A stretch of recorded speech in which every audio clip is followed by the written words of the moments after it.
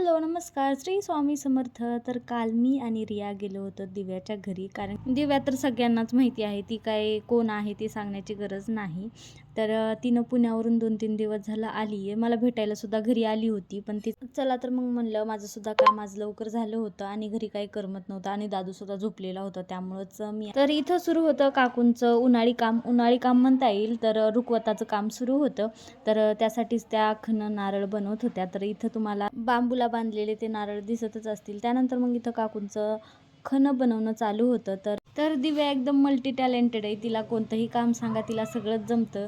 असं काही जमत नाही असं नाहीच. तिला प्रत्येक काम जमतं. तर तिच्या मम्मीला हे रुखवतं बनवण्यासाठी तिनं सुद्धा मदत करत होती. तर रिया बघा, खूप वेळ झाला आम्ही आला होता. तर रियाला येली होती झोप, त्यामुळंच डोळे चोळत होती आणि सगळ्यांना बाय बाय, म्हणजे तिला घरी जायचं होतं. तर तिला म्हणतात रे येईना म्हणून सगळ्यांना बाय बाय करत होती. तरी उद्या भेटूया आणखी एका नवीन मिनी ब्लॉगमध्ये. तोपर्यंत बाय बाय, स्टे ट्यून.